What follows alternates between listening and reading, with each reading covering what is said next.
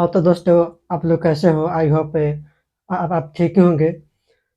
तो मैंने दोस्तों कल के वीडियो में मैंने बताया था कि कल के वीडियो में मैंने बताया था कि सिंपल प्रेजेंट टेंस क्या होता है, और उसके बारे में बताया था कि सिंपल प्रेजेंट टेंस में 2 तरह के कार्य होते हैं, जो प्राकृतिक होते हैं और जो कि किसी जीव जंतु के द्वारा किया गया काम होता है। और मैं आज के वीडियो में बताने वाला हूँ दोस्तों कि सिंपल प्रेजेंट में किस प्रकार के कार्य किया जाता है, किस प्रकार के कार्य दर्शाया जाता है।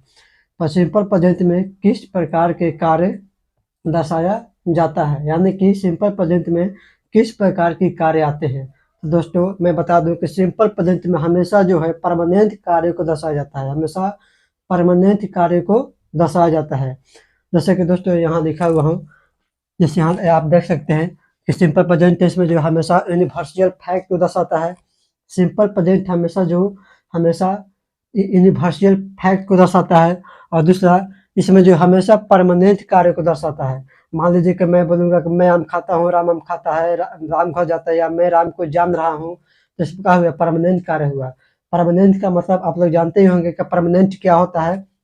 परमानेंट का मतलब होता है वैसा काम जो मतलब कि हमेशा के लिए होता है, हमेशा के लिए रह जाता है, वही परमानेंट होता है।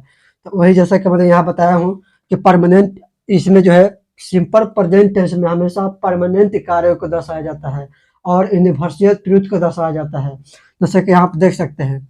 और दोस्तों सिंपल प्रेजेंट टेंस में कुछ ऐसे वाक्य होते हैं जो देखने में जो कि देखने में प्रेजेंट कंटिन्यूअस का लगता है, जो कि देखने में प्रेजेंट कंटिन्यूअस का लगता है, बल्कि वो होता है सिंपल प्रेजेंट टेंस का।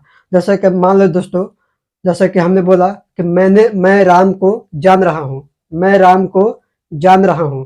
तो दोस्तों मैं राम को जान रहा हूँ, तो क्या ये मैं राम को अब केवल अभी जान रहा हूँ, कुछ कुछ देर के लिए मैं राम को जान रहा हूँ, या मैं राम को जाना था या फिर बाद में मैं राम को भूल जाऊंगा? नहीं दोस्तों, मैं राम को जान रहा हूँ तो परमानेंट हो गया। मैं जानता रहूंगा हमेशा राम के बारे में कि राम क्या थे क्या नहीं थे, या कि कोई राम कोई लड़का है या कोई रमेश है, तो रमेश को मैं बोलूंगा कि मैं रमेश को जान रहा हूँ।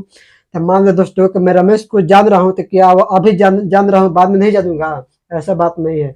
ये जो है सिंपल प्रेजेंट में आ गया, क्योंकि दोस्तों ये परमानेंट कार्य हो गया। मान लो कि मैं बोलूँ कि रमेश को जान रहा हूँ, या किसी भी व्यक्ति को मैं बताऊंगा कि मैं उसके बारे में मैं जान रहा हूँ, तो मान लीजिए कि आप किसी के बारे में जानते हैं, तो परमानेंट ना हुआ।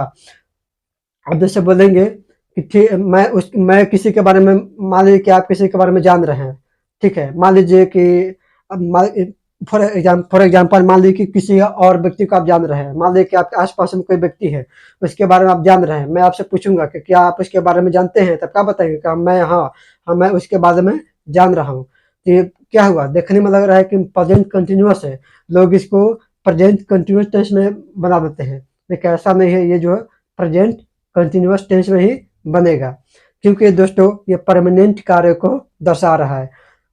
लग तो रहा है कि प्रेजेंट कंटीन्यूअस टेंस का है, क्योंकि इसके अंत में रहा रही लगा है, लेकिन रहा रही से मतलब नहीं है दोस्तों। हमको देखना है कि कार्य किस वक्त हुआ और कार्य किस प्रकार है। परमानेंट कार्य को दर्शा रहा है या टेम्पोररी दर्शा रहा है। देखने में लग रहा है कि टेम्पोररी है, मगर ये काम टेम्पोररी नहीं है। अब मान लीजिए कि हम किसी के बारे में जानने का प्रयास कर रहे हैं, या किसी के बारे में हम जान रहे हैं, तो क्या वो परमानेंट कार्य ना हुआ?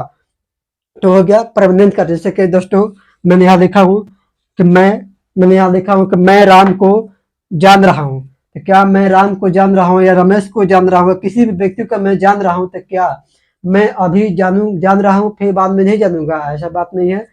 अभी अभी भी जान रहा हूँ, बाद में भी जानूंगा। तो ये जो परमानेंट कार्य हुआ, ये जो है मैं राम को जान रहा हूँ, तो क्या हुआ? परमानेंट कार्य हुआ। तो इसमें यही बात है दोस्तों कि सिंपल प्रेजेंट टेंस में इसमें ज़्यादा दिक्कत वाली बात नहीं है। एकदम सिंपल है कि सिंपल प्रेजेंट टेंस में हमेशा जो है परमानेंट कार्य को दर्शाता है। बस इतना ही जानना है कि सिंपल प्रेजेंट टेंस में हमेशा जो है परमानेंट कार्य को दर्शाता है, और इसमें फैक्ट, यूनिवर्सल फैक्ट को दर्शाता है। जैसे कि मान लो दोस्तों बोलेंगे कि सूरज पूरब से उगता है और पश्चिम में डूबता है, या बोलेंगे ये सब क्या है? यूनिवर्सल ट्रूथ हुआ। तो इसमें यूनिवर्सल ट्रूथ दर्शाता है, और दोस्तों और इसमें परमानेंट कार्य को दर्शाता है। जी दोस्तों।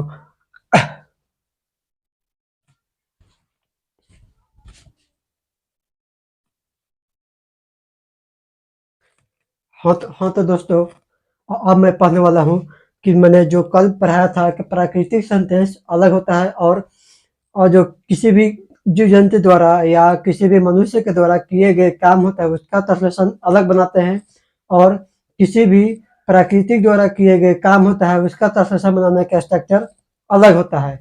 जैसा कि दोस्तों मैंने इस वीडियो में मैंने इसे बहुत पर लिख दिया हूँ। जैसा कि दोस्तों यहाँ पर देख सकते हैं, लिखा हुआ है कि प्रकृति द्वारा किए गए काम हो तो उसका ट्रांसलेशन बनाने का नियम अलग होता है।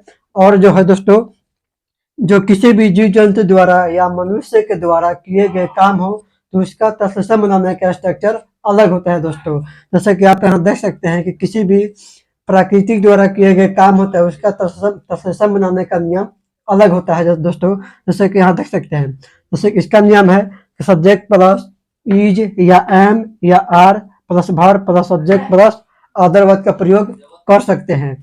ये हो गया प्राकृतिक ट्रांसलेशन हो गया दोस्तों। ये हो गया प्राकृतिक के द्वारा किए गए काम हो उसका ट्रांसलेशन इस नियम से बनाते हैं दोस्तों। और दोस्तों, किसी भी जीव जंतु द्वारा और किसी भी जीव जंतु द्वारा और किसी भी मनुष्य के द्वारा किए गए काम होता है उसका ट्रांसलेशन बनाने का नियम जो है इस प्रकार होता है कुछ दोस्तों। जैसे होता है सब्जेक्ट प्लस V1 या V5 plus object plus other word का प्रयोग करते हैं दोस्तों।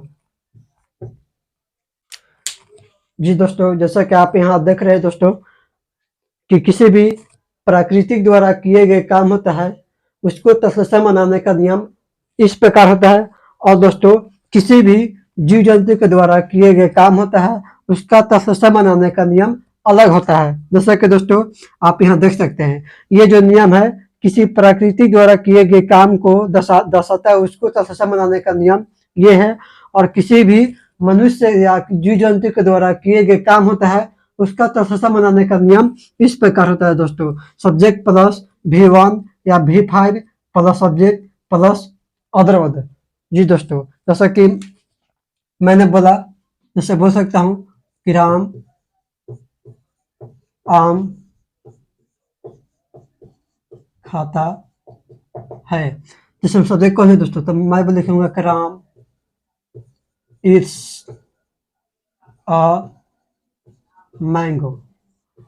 इसका नियम ये हो गया दोस्तों, और इसका नियम ये हो गया। तो दोस्तों, मुझे आशा है कि आप जो है इस वीडियो को पसंद करेंगे, और इस वीडियो को अच्छा लगे तो लाइक और सब्सक्राइब कर दीजिएगा।